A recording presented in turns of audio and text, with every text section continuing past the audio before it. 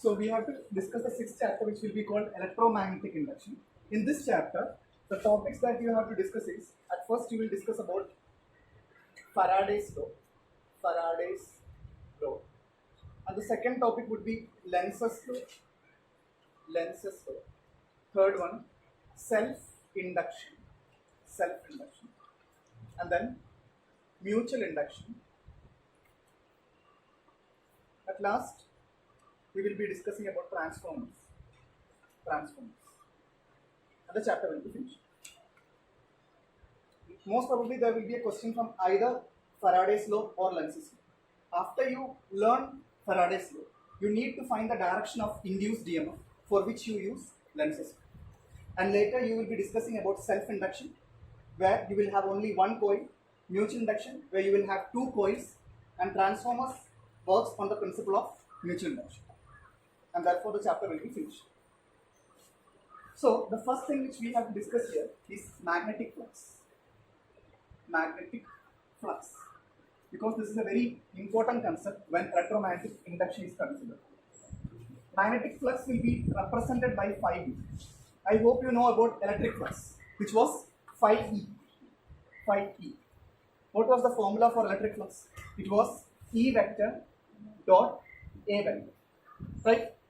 Which was otherwise called E A cos p, right? So similarly, we are going to define magnetic flux and we are going to find the formula for magnetic flux. What is magnetic flux? What was electric flux? It was the total number of electric field lines which passes normal to a surface, right? If you have a surface and through that surface, if 50 number of electric field lines passes perpendicularly or normally, you say that the electric flux of that surface is 50, right? So similarly, magnetic flux can be defined as the number of or the total number of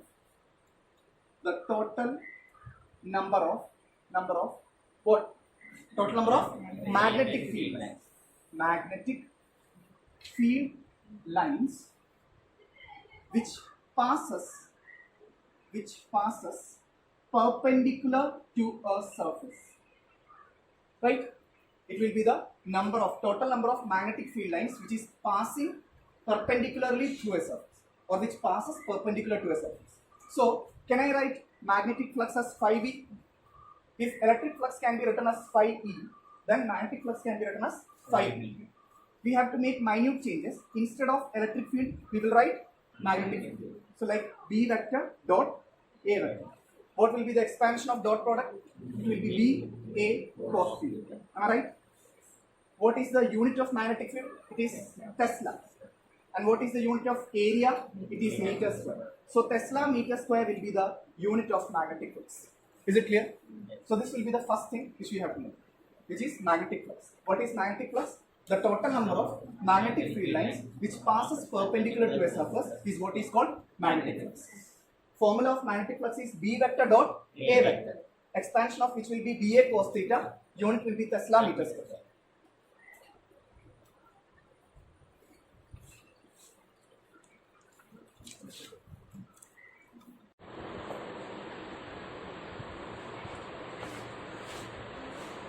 So the next topic would be Faraday's law. In Faraday's law, you have to learn Faraday's first law and second law. But basically in your spiral or in our note, only Faraday's second law is given. But while learning electromagnetic induction, you must be clear with Faraday's first law. Unless and until you don't know Faraday's first law, you can't get a definition for electromagnetic induction. Because Faraday's first law clearly gives you the definition of electromagnetic induction. In your exams, they will ask Faraday's second law, not the first law. Since first law is the definition of electromagnetic induction. Clear? So let us see what Faraday's first law tells us. Imagine this is a magnetic field. You can see cross, right? In the circle you can see cross. So this is nothing but magnetic field is going inside. Okay? This is going inside the plane. So this board can be imagined as your plane, and to this plane the magnetic field is going inside, and therefore I have put a cross sign. If it was like this, a dot, it means magnetic field is outside. This dot is similar to O. O means outside. So if you see such kind of a symbol, it means that magnetic field is towards outside the plane. If you see cross, it means magnetic field is going inside the plane. That's it. Clear?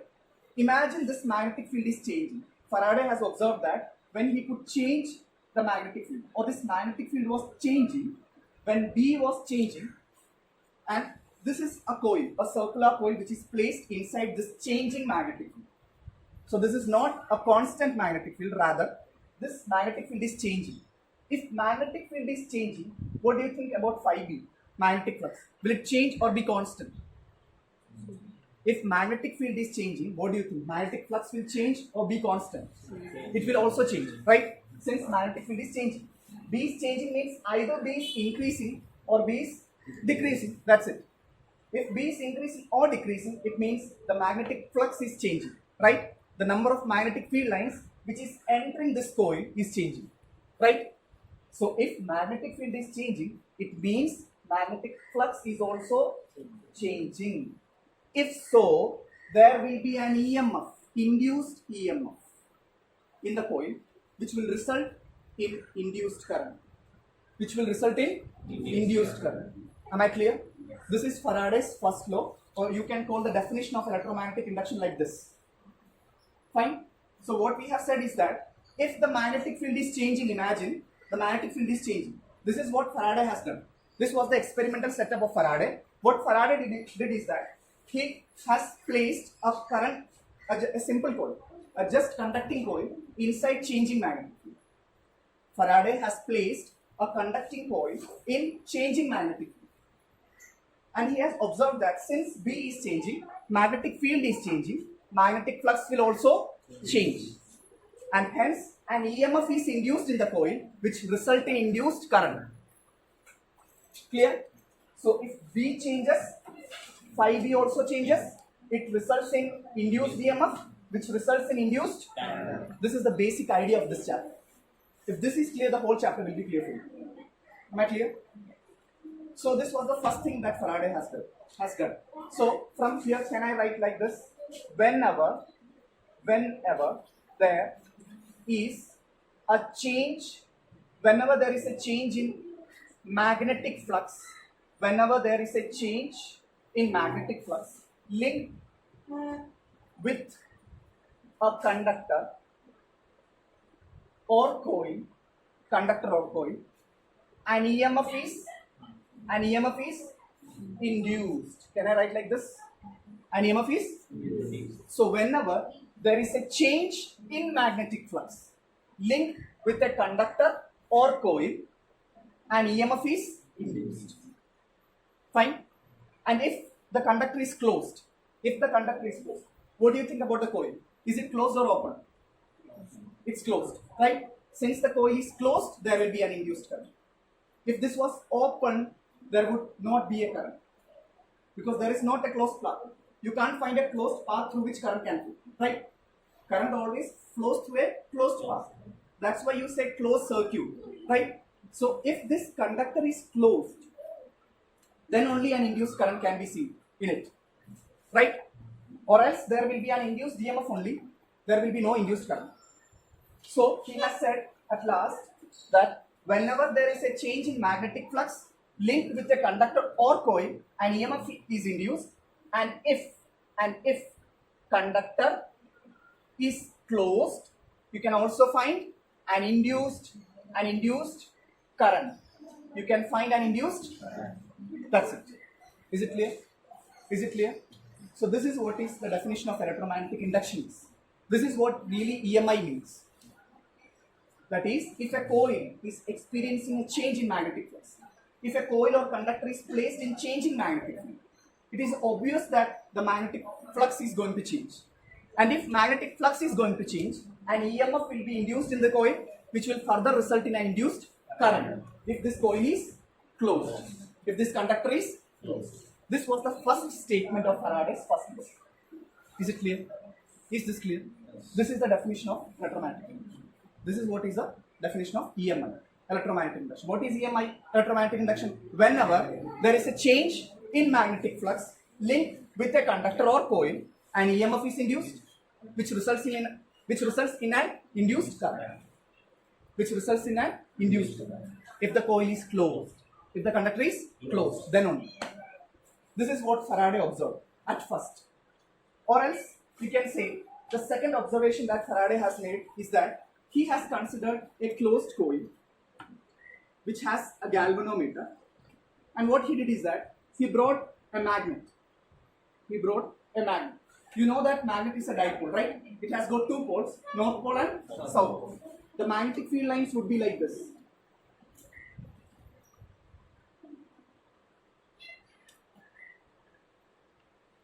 Right? That is outside the magnetic field lines will be from north to south pole. From north to south pole.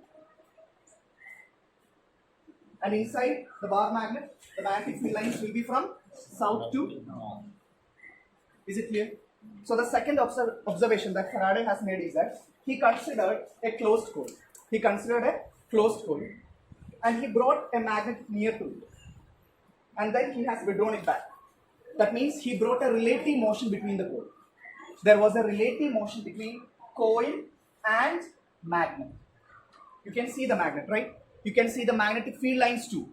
Imagine that I am bringing this magnet towards it and then bringing back. That is, there is a relative motion between coil. What will happen? The number of magnetic field lines which is entering this coil is going to change, right? When I am bringing the magnet near to it, the magnetic field lines which are entering the coil will be more. When I am bringing back the magnet, what happens? The number of magnetic field lines changes. That means there is a change in magnetic flux. What was magnetic flux? It was the total number of magnetic field lines which is entering perpendicular to a surface. So here, when you make a relative motion between coil and magnet, what happens is that there is a change in magnetic field, right? Or we can say that there is a change in number of magnetic field lines entering the coil, right? So there will be change in phi b, right? Magnetic field is changing, so magnetic flux will be changing. So what will be the result? There will be an induced EMF. There will be an induced, right? And it will result in induced current, right? So there will be deflection in the galvanometer. At last, what he observed is that he could see deflection in the galvanometer. When does a galvanometer show deflection? When there is presence of current, and that is induced current. That is induced current. Clear? So what he did in his second experiment was that he took a coil in which he had a galvanometer and he brought a magnet near to it, and then he made a relative motion between them. So he could observe that the galvanometer has shown deflection. What does that mean? When he had a relative motion between magnet and coil, what happened is that the magnetic field got changed. The magnetic field was constantly changing, and thus magnetic flux was changing, and therefore an EMF was induced in it, which resulted in induced current. So this is what is the Faraday's first law, which has two states.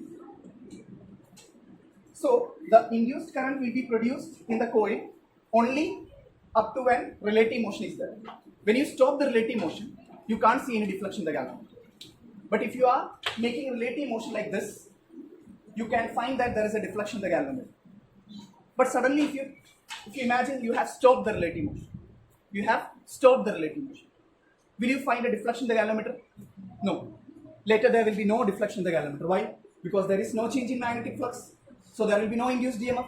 So there will be no induced current. That's it.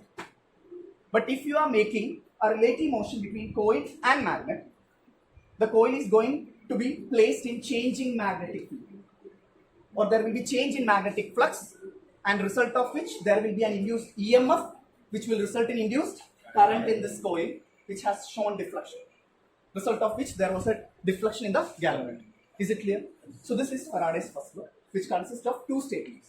The first statement is that whenever there is change in magnetic flux linked with a conductor or coil, an EMF is induced in it.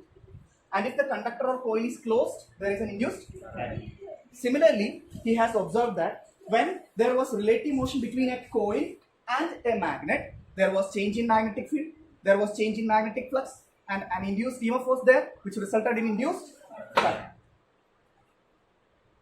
Clear? So this is what is called electromagnetic induction. Simple. Fine. And the second statement will be the statement which will be constantly asked in your exams. Right? This is only the definition of electromagnetic induction. When he has experimentally shown these two observations, we came to the definition of electromagnetic induction. Clear? Note it down. So we are going to learn about Faraday's second law. What was Faraday's first law? Faraday's first law was whenever there is a change in magnetic flux linked with a coil, there is an induced EMF in the coil which results in an induced current in the coil. Right? So now we are going to discuss about Faraday's second law. Faraday's second law is like this. Faraday has said that the EMF which is induced in the coil, the EMF which is induced in the coil would be directly proportional to the rate of change in magnetic flux. Rate of change in magnetic flux. How do you write rate of change of charge? dq by dt. Right? How do you write rate of change of velocity? dv by dt, where d by dt is your rate. So how are you going to write rate of change of magnetic flux? E directly proportional to d by dt. This is what is your rate of change of what? Magnetic flux, phi b. So this is what is Faraday's second law. So the magnitude of induced EMF is directly proportional to the rate of change in magnetic flux. This is what is Faraday's law. So you can write E is equal to d phi b by dt. K will be 1. Instead of proportionality sign, you can put a constant k, which you can give us 1, unity. And further you get the magnitude of induced EMF as d phi b by dt. What is d phi b by dt? Rate of change in magnetic flux. So the rate of change in magnetic flux increases, the induced EMF also increases. Right? This is what Faraday has said. So if the rate of change in magnetic flux is increasing, what will happen? The induced EMF in the coil also increases. This is what Faraday has said, and this is Faraday's second law. The magnitude of induced EMF would be directly proportional to the rate of change in magnetic flux. Rate is what is called dt. This is change, d phi, change in magnetic flux. Right? So we can do a numerical like phi b is equal to 6t square plus 7t plus 1. Okay? And they have given time is equal to 2 seconds. At time is equal to 2 seconds, you have to find the induced EMF in the coil. The coil has magnetic flux phi b, 6t square plus 7t plus 1. At time t is equal to 2 seconds, you have to find the magnitude of induced EMF. What is the magnitude of induced EMF according to Faraday's law? d phi b by dt. Rate of change in magnetic flux, right? So it would be d by dt of what is magnetic flux? 6t square plus 7t plus 1. You have to differentiate 6t square, right? You have to differentiate 7t, you have to differentiate 1, right? What will be differential of 6t square plus differential of 7t plus differential of 1, right? You know 1 is a constant, right? What is the differential of a constant? 0. The derivative of a constant is 0, so it will be 0, right? Here 6 is a constant which you can bring out. So you have to only differentiate d by dt of t square, right? And here 7 is a constant which you can take outside the derivative. So it will be 7 into d by dt of t, right? What is dt by dt? It's 1, right? So dt by dt it becomes 1. And what is d by dt of t square? 2t, right? D by dx of x raised to n, right? What is that? N x raised to n minus 1, right? So if it's t square, it will be, this will be your n, right? 2 into t raised to 2 minus 1, it will be 2t. So 6 into 2t plus 7, am I right? So it becomes 12t plus 7. So EMF at t is equal to 2 seconds, what it would be? 12 into time 2, right? Plus 7. 12 into 2, 24 plus 7. What is 24 plus 7? 31. What are you finding? You are finding induced EMF. What will be the unit of EMF? What is the unit of potential difference? Volt. So what will be the unit of EMF? Volt. So the answer will be 31. Clear? Again you can do one more numerical. 5t square plus 4t plus 1. This is your phi b. You have to find the induced EMF. Okay? At time is equal to 1 second. Okay? Find it.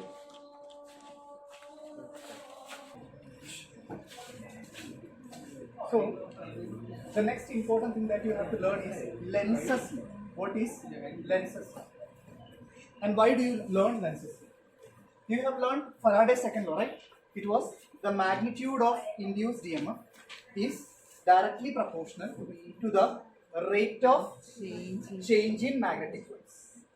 The rate of change in magnetic flux. But it is written like E is equal to d phi b by dt. Right? This is the induced EMF. But what about the direction of induced EMF? We have not discussed. So, in order to find the direction of this induced EMF, you have a coil, right? You have a coil, and imagine it is placed in changing magnetic field. Imagine it is placed in changing magnetic field. So, if the magnetic field is changing, it is obvious that the magnetic flux will change. If magnetic flux is changing, it means there will be an induced EMF, result of which there will be an induced current, which can be either like this or can be like this, right? Either clockwise or anti-clockwise. So, in order to find that direction, the direction of that current or induced EMF, we have to learn which law? Lenz's law. We only know about the magnitude of EMF, which is d phi b by dt, but we don't know to which direction this induced EMF is, whether it is clockwise or anti-clockwise. So, for determining that direction, we will learn Lenz's law. Lenz's law is written like this: E is equal to minus d phi b by dt. You have to write the Faraday's equation and you have to put a negative sign in front of it, and it becomes Lenz's law. And now, what is the physical significance of this equation is? It tells that the direction of induced EMF is always such as to oppose the rate of change of magnetic flux. That is what it means. This negative sign just means it is opposite. That induced EMF will always oppose the rate of change of magnetic flux. Simply it means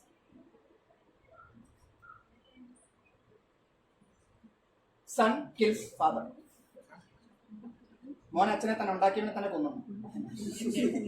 Son kills father. See, induced EMF was due to the result of change in magnetic flux, right? There was an induced EMF in coil only because there was change in magnetic flux. That means the cause of this induced EMF was rate of change of magnetic flux, right? If there was no change in magnetic flux, there would have been no induced EMF, right? So what was the cause of this induced EMF? This d phi by dt. The rate of change in magnetic flux was the cause of this induced EMF. And this induced EMF is going to oppose this rate of change of magnetic flux. That is what is Lenz's law. So the direction of induced EMF will always be such that it opposes the rate of change of magnetic flux. This is what is Lenz's law. So what will be the direction of induced EMF? The direction of induced EMF will be opposite to that of rate of change of magnetic flux. Or the direction will be always such as that it opposes the rate of change of magnetic flux. Hence, this is written like E is equal to minus d phi b by dt. If someone asks you what this negative sign signifies, it signifies the induced EMF will always oppose the rate of change of magnetic flux. Is it clear? So this will be the statement. This will become more clear when we do examples. For example, see, there is magnetic field. Imagine there is changing magnetic field. There is changing magnetic field. And there is a coil inside it. This coil is placed inside changing magnetic field. And I am saying that the magnetic field is going inside, right? Because there is a cross symbol. So it is clear from this that the magnetic field is going into the coil. And I am saying that B is increasing. B is increasing. Am I clear? I want to know the direction of induced current in this coil. I want to know the direction of induced EMF or induced current, whether it is clockwise or anti-clockwise. I want to know the direction of induced EMF or induced current, that whether it will be clockwise or anti-clockwise. The only clue that I have is that magnetic field is increasing. That means phi b is increasing. Right? Magnetic flux is increasing. What will induced EMF try to do? It will try to decrease this magnetic flux. This increasing magnetic field has caused the induced EMF, right? Only because the magnetic flux is increasing, there will be an induced EMF. And that induced EMF will always try to decrease this increasing magnetic flux. That is what is called opposing. This increasing magnetic field is what caused the induced EMF, right? So that induced EMF will not try to increase the magnetic flux. Why? It will try to decrease. Rather, it will try to decrease the magnetic flux. So, what about the direction? See, if I take direction like this,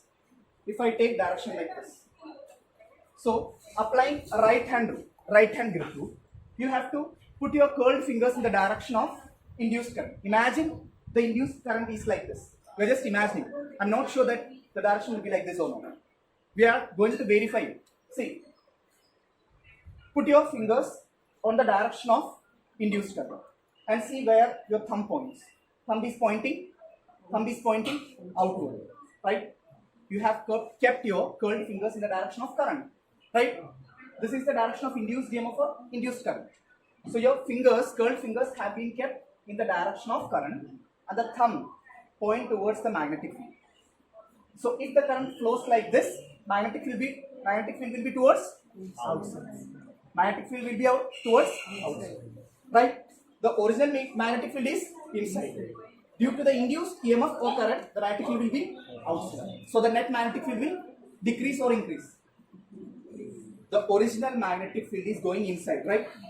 And now, due to this induced EMF or current, there will be a magnetic field, because you know that every current carrying conductor produces magnetic field. So this induced current will produce a magnetic field. We have to look to which direction that will be. For that, we are applying right hand rule. So if the induced current is in this direction, it means the curled fingers should be kept in that direction and the thumb is pointing outwards. That means the magnetic field due to this induced current is towards outside. The original magnetic field is inside. So the net magnetic field will decrease because it is opposite.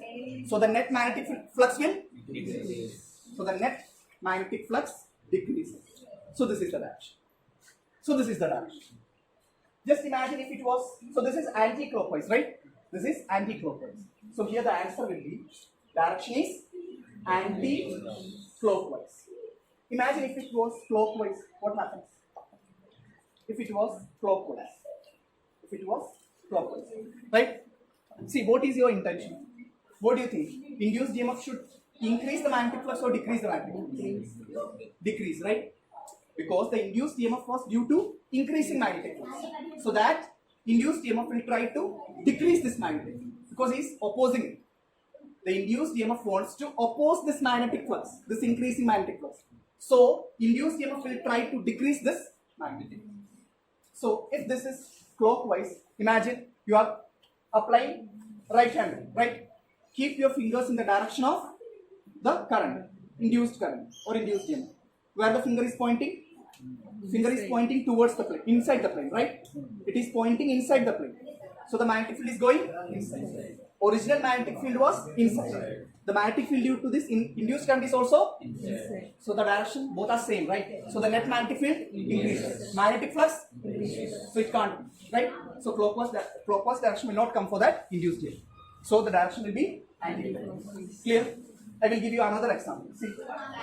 See another example.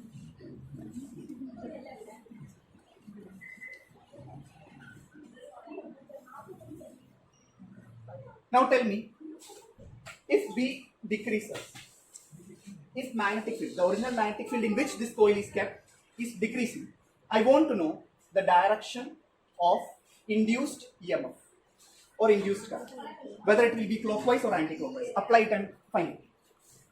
You have to apply how we did here and tell me what the direction would be. Will it be clockwise or anti-clockwise? The induced EMF should oppose its cause. It should oppose its cause. First of all, look what was the cause of our induced EMF. See, B is decreasing, right?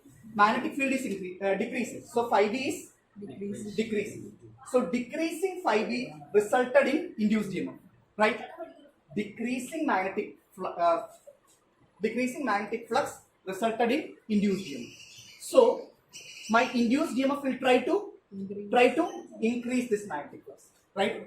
Because he wants to oppose it, right? What was the cause of our induced EMF? Decreasing magnetic. The magnetic field was decreasing. It means magnetic flux is, that means there is a change in magnetic flux, right? So therefore, there will be an induced EMF in this coil. And that induced EMF in the coil will try to increase the magnetic flux, right? Because it wants to oppose it.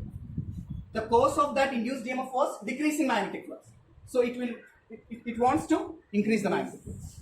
So if it is clockwise, you said it is clockwise, right? If it is clockwise, see what happens. If it is clockwise, the original magnetic field is outside. What do you want to do? You want to increase magnetic flux, right? Induced EMF wants to increase the magnetic flux. So the net magnetic flux should increase or decrease? Should increase. So both the magnetic field, if in the same direction, it will increase. If it is in the opposite direction, it will decrease.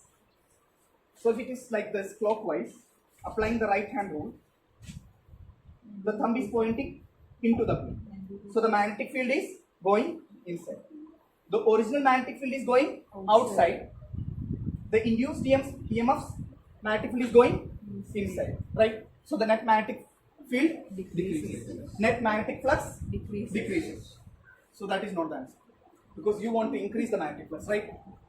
You want to increase the magnetic flux. So what will be the direction? Anti-clockwise. It will be anti-clockwise. Let's see if it was anti-clockwise. If it is anti-clockwise, so it will be like this, right? The curled fingers will be in the direction of current, right? So the thumb is pointing outwards. Original magnetic field was outward. Due to induced EMFs, the magnetic field is outside. So the net magnetic field, net magnetic flux increases. So you got the direction, right?